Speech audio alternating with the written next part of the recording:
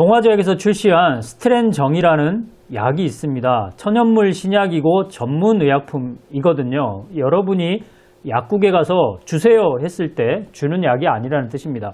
의사가 처방을 해주는 약인데, 그래서 여러분들이 아마 본 적이 없을 거예요. 그냥 우리가 약포지에다가 담겨오는 그런 약이기 때문에 그렇습니다.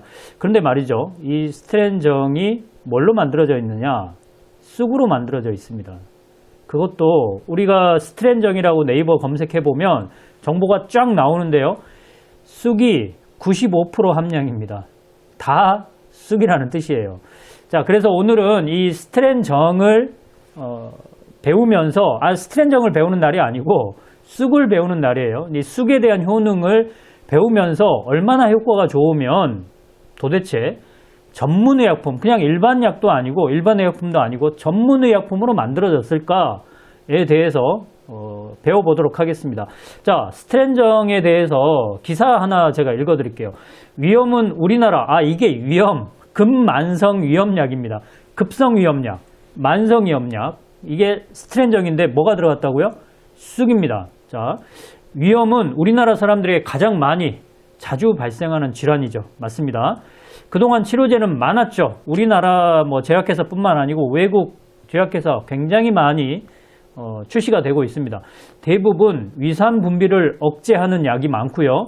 그리고 헬리코박터 파일로리균을 없애는 약이 주약이었습니다. 그런데 이 스트렌정 뭘로 만들어졌다고요?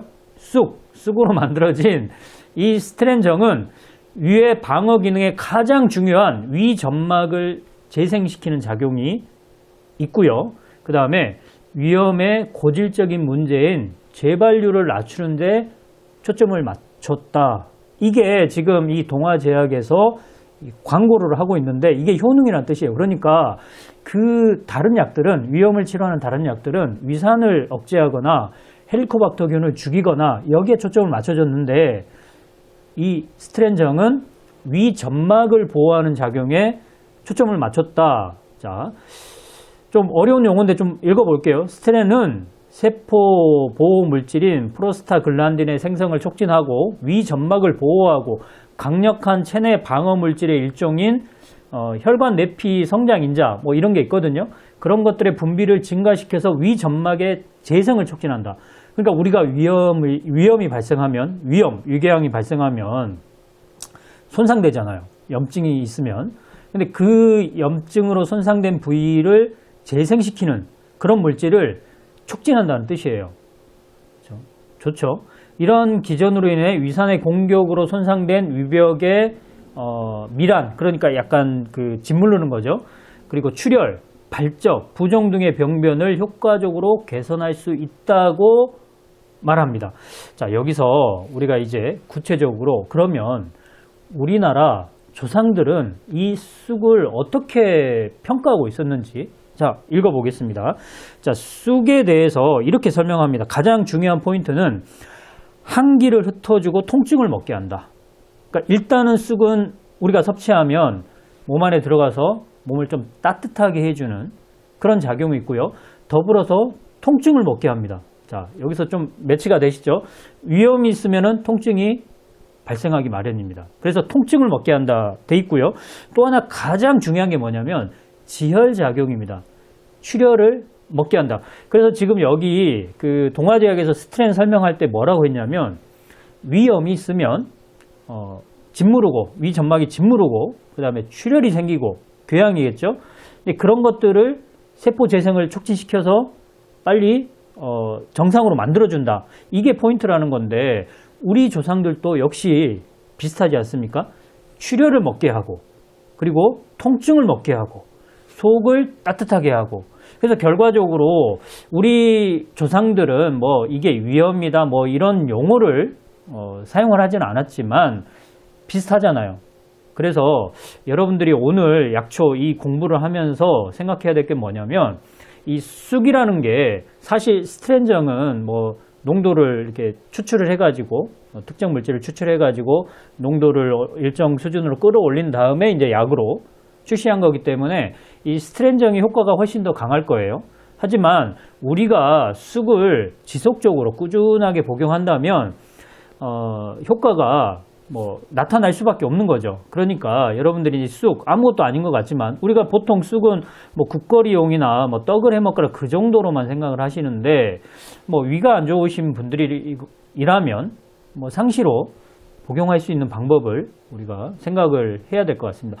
게다가 이 쑥은 위만 따뜻하게 해주고 통증을 먹게 하고 뭐 이런 효과만 있는 게 아니고 근데 여자분들 아랫배, 자궁 쪽을 따뜻하게 해주고 그리고 생리를 고르게 해주고 또 거기서 출혈이 생긴다면 출혈을 먹게 하고 이런 효능까지 있습니다. 그래서 여러모로 사실은 쑥은 곰과 뭐 호랑이가 먹었던 게 쑥이잖아요.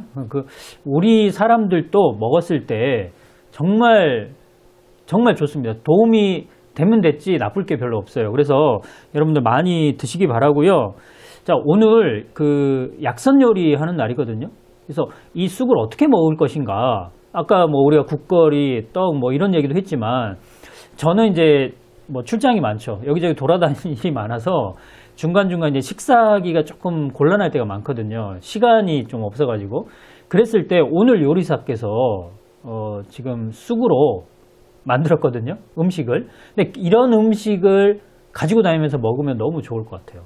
아이들한테도 괜찮을 것 같고 저처럼 바쁜 사람들, 이제 도시인들 이런 분들에게 뭐 간식거리 또는 그 주식으로 먹어도 괜찮지 않을까라는 생각을 합니다. 자, 오늘 약초 공부 저는 여기까지 하고요. 우리 요리사 선생님께서 이어서 할 테니까 배우시기 바랍니다. 약초 요리는 약선 요리는 배워서 여러분들이 활용하셔야 됩니다. 자, 요리사님 나와주세요.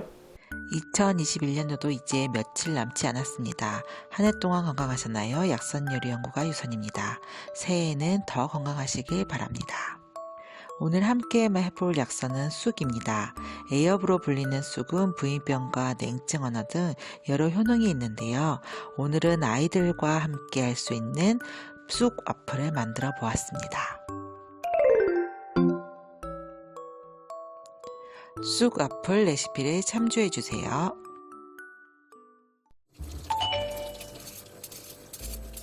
아이들은 와플과 함께 아이스크림 먹고 싶어 하는데 고구마를 가지고 아이스크림을 대신해 보았습니다.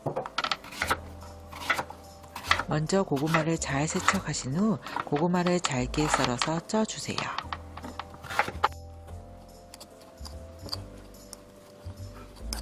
잘 삶아진 고구마는 포크로 으깨주세요. 저는 달콤함을 주기 위해 메이플 시럽 3스푼을 넣어 주었는데 꿀 3스푼을 넣어 주셔도 됩니다.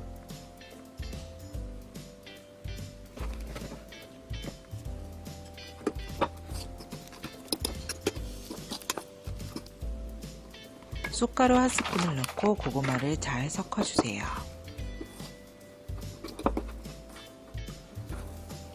쑥가루를 넣어 조금 퍽퍽해질 수는 있지만 쑥향과 함께 고구마의 달콤함이 가득합니다.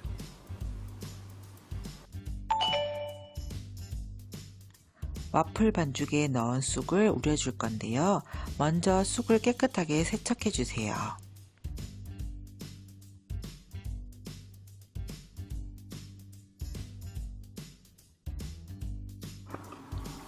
잘 씻은 쑥은 뜨거운 물을 부어가며 우려주세요. 온 집안에 쑥향이 너무 가득합니다.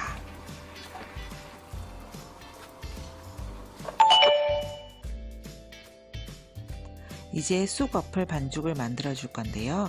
저는 밀가루 대신 쌀가루와 아몬드, 귀리가루를 넣어 주었는데요. 없다면 귀리나 아몬드 가루를 빼셔도 됩니다. 더 담백해진 맛이 됩니다. 분량의 가루 등과 액체류 등을 넣어서 가루가 남지 않도록 잘 섞어주세요. 볼보다는 저처럼 붓기 쉬운 비커 모양 등 해주시면 더 편해집니다. 반죽을 만들고 있는데 아이들이 쑥향과 고소한 향 때문에 모여듭니다. 어서 만들어 달라는 눈으로 가루를 잘 저어주세요. 아이들과 함께도 좋습니다. 반죽의 농도는 부었을 때 주르르 흐를 정도면 됩니다.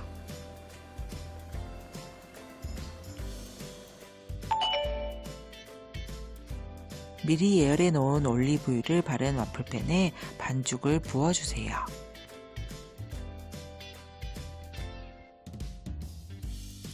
(2분) 정도 구워주면 와플이 완성됩니다. 몹시 뜨거움으로 조심하세요. 한 김 씻고 나면 겉은 바삭하고 쑥향이 가득해집니다. 쑥 워플 완성입니다.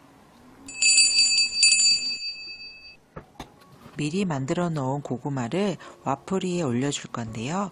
메이플 시럽과 콩가루를 뿌려주세요. 고구마의 달콤함과 쑥의 향과 고소함이 가득한 쑥 와플. 아이들과 함께 만들면서 한 해를 마무리해보세요. 약선요리연구가 유선이었습니다.